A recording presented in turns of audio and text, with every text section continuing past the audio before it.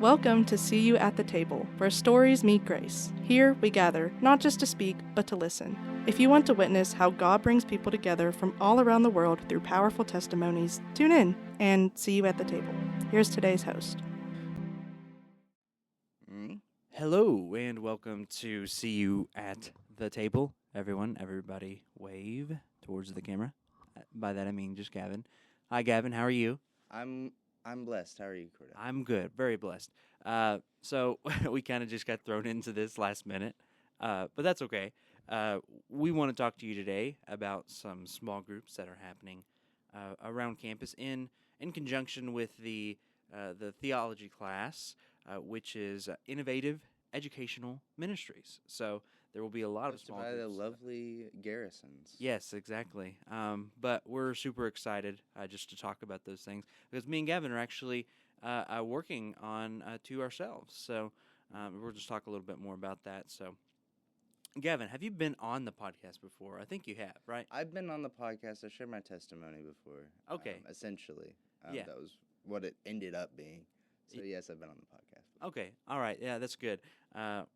No introduction is needed then. If you know Gavin, you know him well because he doesn't meet strangers. He's just that kind of energetic guy. So I'll take it. I'll take it. But yeah, let's just go ahead and unpack some things with our small group. So can you go ahead and just kind of lay out what your small group is, where it'll meet, kind of what it's going to unpack? Because me and him are kind of doing something similar, kind of functionally similar. Yeah. We're both going through a book. I'm going through Mere Christianity. You're going through Adventures in Godliness, right? Yes. But just kind of unpack that a little bit, and then I guess I'll unpack mine a little bit, and we'll go from there. Well, I wish I had the book on me. I don't have the book on me, but don't forget the mic. Make sure you're talking to. I can't hear you very well with it. There you go. Perfect. Try it now. There Good? You go. Yeah. So, I wish I had the book on me. I don't have the book on me. I think it's over there, actually. Well, then let me grab it. Yeah. I'll be right back. We'll be back after these brief messages. Yeah. Let's see. Let's actually see if it is here. I thought it was here. Actually, never mind. Because I have a copy, but I left it at my dorm. I don't think it's here. Okay. Well, either way. Yeah. No, it's not Yeah. there. The book is just Scott Wigginton wrote it. He's a very very adventurous person if you know him or you knew of him. He's a very adventurous person and does a lot of really cool and fun stuff just to get out and about. And he sees that as an example of creation, God's presence in life. So that's what he has wrote about in this book, and it's how we can what I'm wanting to kind of spin it as. I don't really want to spin it in any way, but like what I want to highlight is the everyday aspects of life. Mm-hmm. And how we can find adventure in it too. Mm-hmm. And it'll be good. It'll be fun. But I've had a few hiccups so far. I haven't been able to actually meet with my group yet. Yeah. But every Thursday, right here in the chapel, in the classroom in the back, at 7:00, is going to be when this happens. It'll be a very fun experience. Anybody can come, and yeah, I hope to see you there for sure. See you at CU at the table. Yes, we are at CU at the table currently. No. But great, that's awesome.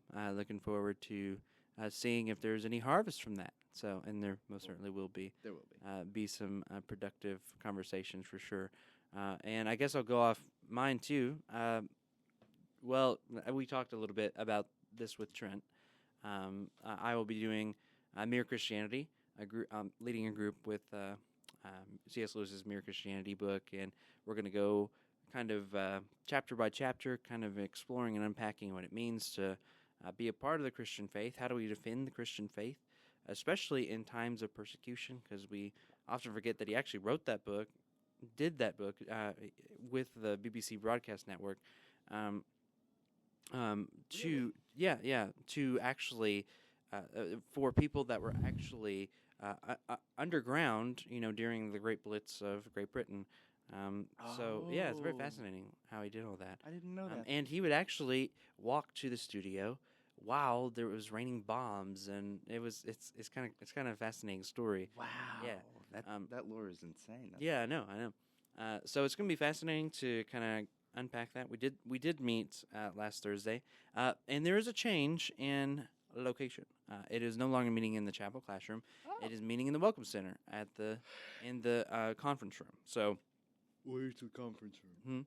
Where's the conference? the conference room is just up the stairs, and then it's like there's two rooms towards the back of the welcome. Well, technically, an entrance of the welcome center, and you enter into one of those rooms. Actually, it's the one on the right if you come in from chapel side. So yeah, it's a nicer place. We put on some jazz in the background, or maybe some classical music in the background. Make it more studious, I guess, because it's kind of like C.S. Lewis. Like they had this group. C.S. called, Lewis is already studious. Yeah, they had this group called the Inklings. They would meet up. They would smoke cigars and drink pints of beer and stuff. Of course, we're not going to do that. I'm assuming, yeah. We're not going to do that. But it's just giving the whole entire vibe of, we're here to learn something. Fascinating Christianity. Yeah, we're just here to enjoy apologetics together, to enjoy reading C.S. Lewis, and also to unpack God's word and what it means to share our faith in times of great persecution, and especially we find that in 1 Peter chapter 3 when Peter's church or congregation is under great scrutiny from the Emperor Nero.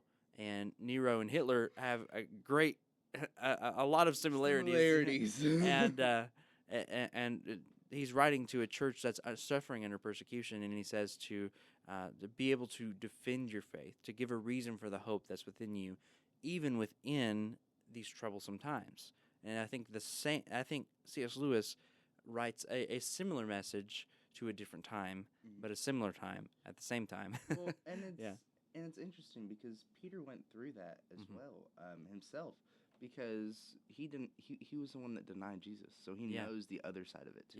Yeah. Peter did deny Jesus, and C.S. Lewis too also denied Jesus. Really? Yeah. Well, he did before he became a Christian. Of course, he was an atheist, and he always said I was always angry at a God I never believed in.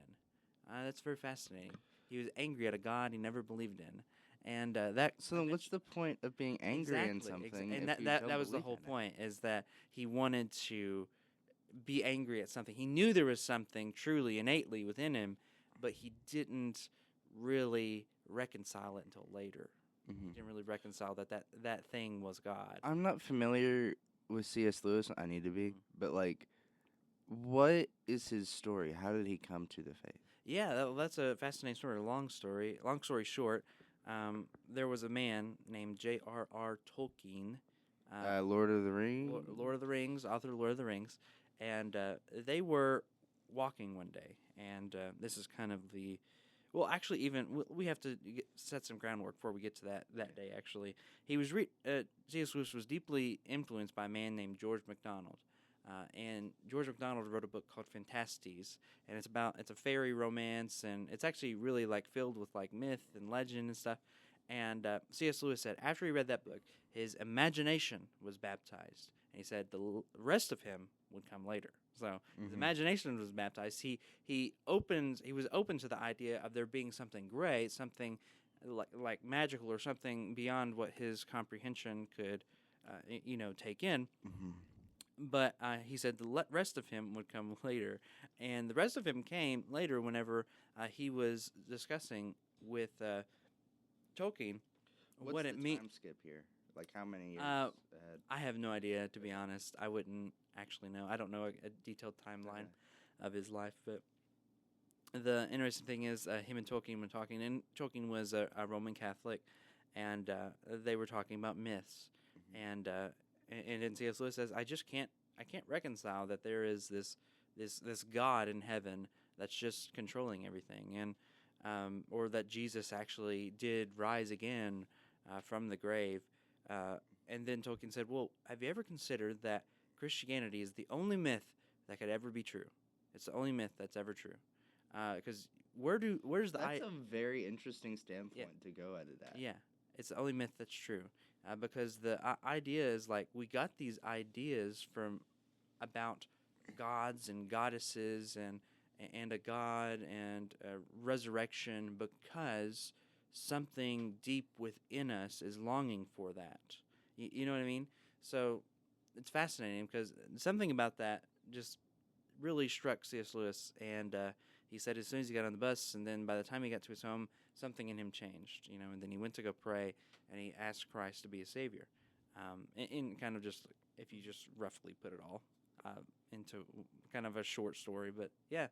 Anyways, well, that's far from, this isn't a C.S. Lewis podcast technically, but we do meet 6 p.m. on Thursday night in the Howman Welcome Center. And it's called the Kingdom Poets Society.